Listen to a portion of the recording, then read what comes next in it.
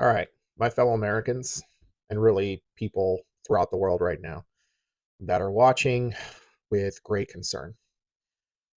I'm going to try to say this in as nonpartisan way as I can, because I don't believe this is about parties.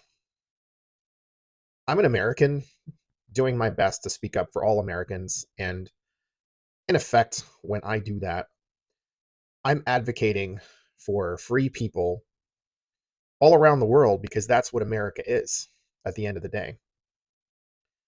Unless your roots are like Latino or Hispanic or indigenous peoples, your roots are from all corners of the earth. That's one of the things that makes this country um, the best of what it can possibly be. America's a lot of things, and we have to accept the truth about this country. That's the good and the bad. That's how we look at relationships always, right? Like when you look at people that are going to get married, right? They say for better, for worse, for sicker, for poor, in sickness, and in health, right? Forever and always, right? I'll always be an American because I was born here. That's where my roots are. But going back further in my family, I have people from Wales, I have people from Ireland, I have people from Italy, and I also have people that have been here for a very long time. I say all that to say this. I think we're at potentially an important point. I am deeply concerned with a lot of the things that I'm seeing, but I'm also deeply hopeful. And that brings me to what I want to talk about today. The main race for the Senate, I think, is really important. It's another litmus test. It's similar to what I've said in the past about when Zoran Mamdani was running. He is bringing a kind of politics that is very needed in America today. It's a harkening back to representing the people and not corporate interests, moneyed interests, and also foreign interests, right? Because when we saw the Zoran Mamdani race, he was up against all kinds of opposition. He won because he spoke to the people, he listened to the people, he ran on a progressive platform. He identifies as a democratic socialist. I'm sure he's pretty inspired by socialist ideals and policies. And that's not a bad word when you actually understand like the full scope of political ideologies. It's important for us all to understand the full spectrum, different kinds of governance, different kinds of policies, both political and economic. It's important to be open-minded and not just fall to the fear mongering, especially from capitalists that are mainly interested in profit. And yes, that is usually over and above the needs of the people. And I think in our society, we've lost our way because we have weighted the greed of the capital class over everyone else. And when they have the opportunities to impact government because of right wing policies, yes, that is partisan, but it is speaking the truth about what's happened.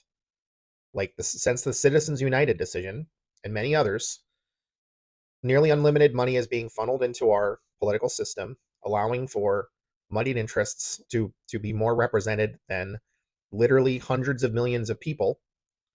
And things have happened that are not in our interest. Like they're allowed to poison our water. They're allowed to rapidly develop data centers that take up water, fresh water, that use up power, that strain our energy grid, that put the cost burden on us, that allow them to extract profits, that allow them to not pay taxes, to make promises that they know they will not be keeping, to influence our city councils or town councils, to grease the wheels and allow them to do whatever they want against the voices of the people who do not want these things. to pollute our air, to have noise pollution. Um, all of this. I mean, there's so many different things that are a problem. They put candidates in office that are supporting people who are committing war crimes, people who are committing genocide in our name, waging wars that are going to cause mass starvation, a forced famine, an energy crisis, a potential World War III, if we're not already in it, because these things are usually identified far after the fact. Again, in this case, should we survive it?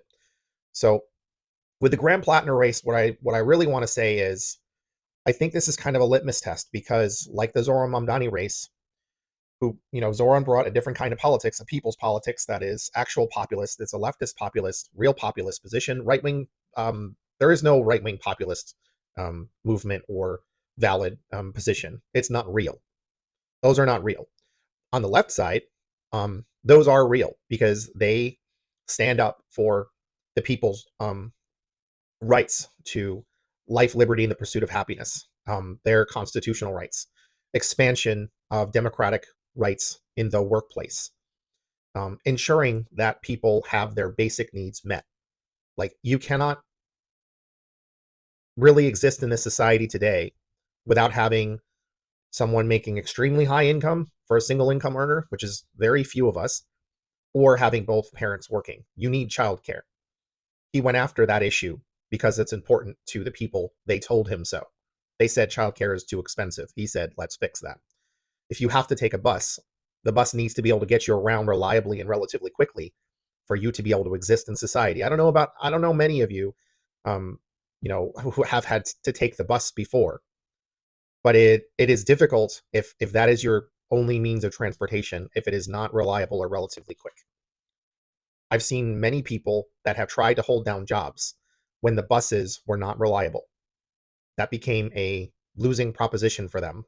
And also it cost them a lot of time and energy, which is not really fair, especially when there's a lot of people that have other options that are able to get around. So anyway, little side tangent.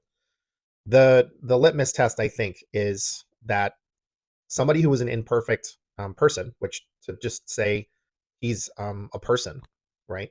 Graham Plattner is, for me, um, someone that has a background that is difficult, right? Having been in the service, having been a Marine, having been deployed, having to do things that a lot of human beings just don't really understand having to do. And they're not pretty things, they're not pleasant things. But from his perspective, he followed lawful orders. He did what he was trained to do. Most Americans are brought up with propaganda about how this country operates, what it's for, who it's for, and what our military is used for. Many of us find out later what the truth actually is. And that is more or less what happened to him as he suffered from having to, go to combat and engage in operations. And yes, again, those are not pretty things, but he watched the toll it took on himself and his people that he served with, and he lost people. He had terrible PTSD, and that had an impact on who he was.